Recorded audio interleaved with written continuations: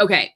I wanted to ask you about, I titled this actually, The Death of Journalism by Moral Dissociation. I'm not really sure if that's exactly the best way. Maybe I'll title my book that sometime, if I ever write one. Sounds like a book. Yeah. Yeah. You've written like a million books, so I don't know what the secret is. I can barely get through, a day writing down my grocery list, but maybe you can give me some secrets sometime. So what I have noticed definitely, which has been a difference, a real recent difference, is so maybe 6 or 7 years ago, you would have had reporters that, and I was just reading a book on trauma, that they were talking about in the 90s, 80s or 90s. You'd have a doctor say to a reporter, no, I specifically worked on this topic and I found this to be true. And then they would read the article and the person would have written, there's no evidence that this is possible, even though the doctor literally, had just done this interview and said it. So the idea that like there was stuff left out of the news or misconstrued or skewed or whatever, I think that's not necessarily new.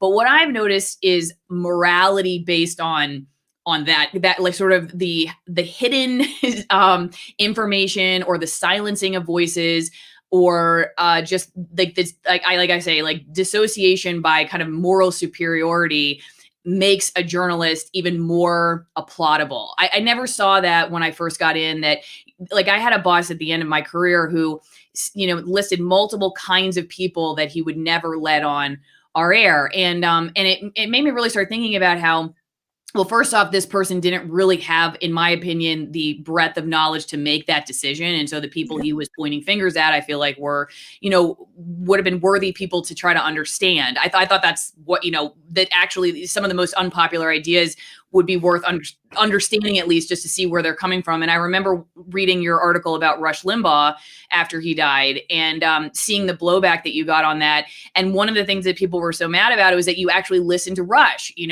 How could you possibly taint yourself with listening to the very subject that you were supposed to be covering?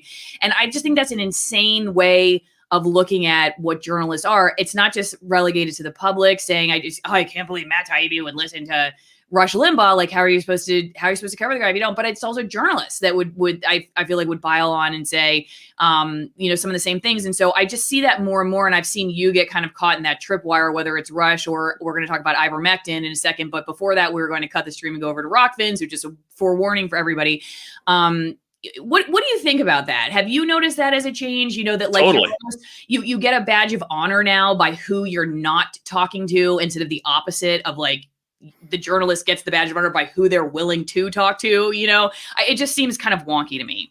Yeah, that's a massive difference. I don't know if you remember the movie The Insider, the one with Al Pacino and Christopher Plummer plays Mike Wallace, I think, in that one. But there was this whole scene where Mike Wallace is gunning for the big interview with the Ayatollah, right? And that was like a thing back then. Like the dream of every journalist was to be able to interview everybody, right? The idea of not talking to somebody because they weren't morally up to snuff or weren't part of the right crowd or something like that was totally alien to what the job was supposed to be about. Like, our job is to just listen to stuff and pass it on. We're not supposed to be in the business of filtering out bad opinions and keeping them from the home or whatever. This is a job for growth.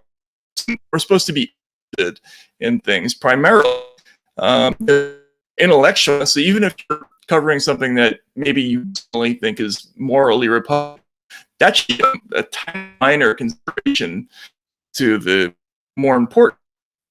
How does this thing? What is this person really thinking? How do they come to opinions? Why?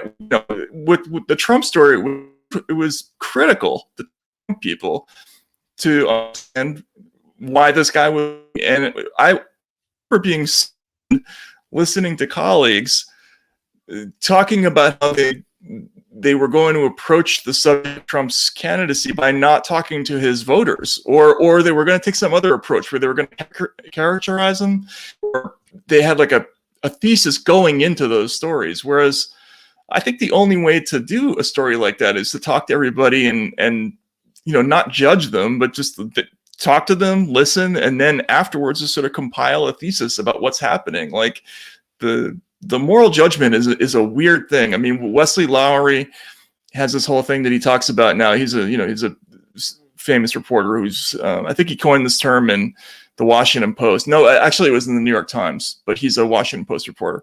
About moral clarity is this new idea in journalism now, that we have to have moral clarity in what we write, who we interview, how we portray people, all those things.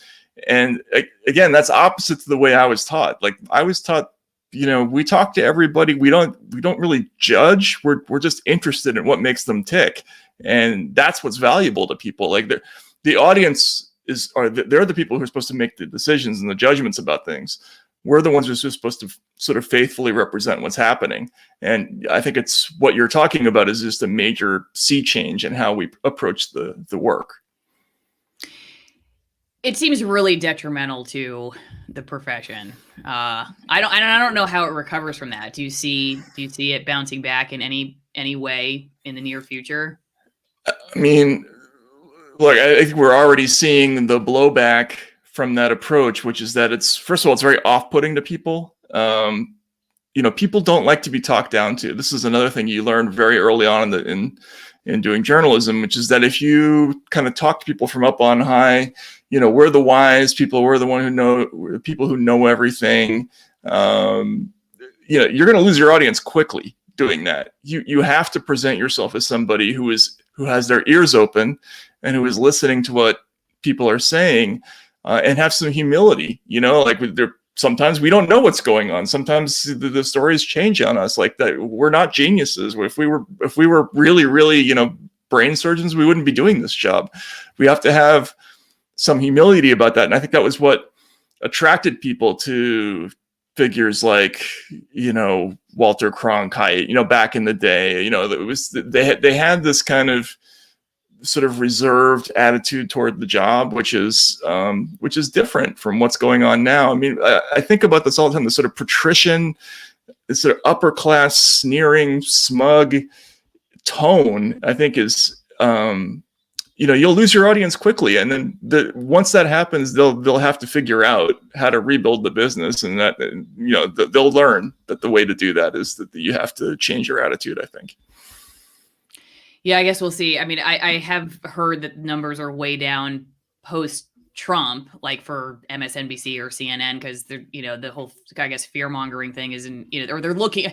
It's funny because now I feel like some of the commentary I've read is that they're looking for like whoever is going to be the new Trump and what this is going to mean. But and so the numbers are down, but to me, I don't know if that necessarily means that will create the self-awareness to say, oh, well, maybe we were, because there was so much moral hubris around, this, I just remember that New York Times headline in 2016 that Trump is challenging their rules of objectivity. They just have to do journalism differently in this world. And now, there's COVID. So that's like the new thing that's the new, boogeyman that everybody has to be silenced for. And it just feels like there's just, I don't know. I guess I just question whether losing the audience is going to be enough. I don't see a ton of self-awareness in the industry right now as to what's going on there. And then even when you hear like the whole fake news, how offended journalists are at, the term fake news and the people coming up to them and yelling fake news at them.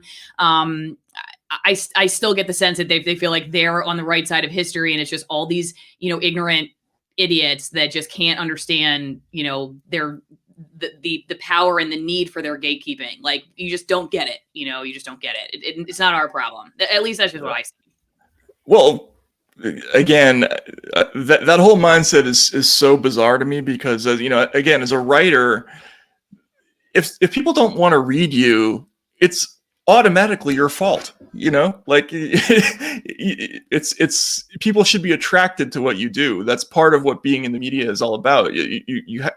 They should want to be interested in what you have to say. And if they're not, it's because there's something in your presentation that is off-putting to them. And I think the people in the media now, they're giving themselves excuses about why they're losing audience so quickly or why people hate them so much. And I was in a lot of those crowds where people were covering Trump and they were yelling fake news at us and throwing stuff at us. And I was inside those rope lines. And everybody they were so indignant. How could they say that about us? I'm like, of course they're saying that about us. They hate us. Like, we're upper class snobs, and we're like caricatures of what the idea of a New York or Washington pseudo intellectual, looks like. And of course they hate us, and the inability to see that, I think, is a failing, but they will, if they don't see it, somebody else will step into their place and take that audience from them. That's what's going to happen. Okay. I want to ask you about ivermectin and your recent article on ivermectin being the right-wing drug. But first, hang on. Mm-hmm. We're going to go to ROKFIN, but don't forget, everybody. Matt, are you a wine drinker by any chance? I'm not, but I'm all for it. Yeah. Okay. Well, if you are a wine drinker, you all know that you can get 50% off my favorite Malbecs and 50% off shipping if you go to AllisonWinePromo.com, and you can support my channel against the suspension and censorship of YouTube. So AllisonWinePromo.com, and Matt and I are going to see everybody over on ROKFIN. I'm going to take a couple questions from over there and from locals. So also don't forget to check out AllisonMorrow.locals.com. Another great place to send me story ideas. Matt, thanks for doing this YouTube part. Everybody, we will see you over on ROKFIN.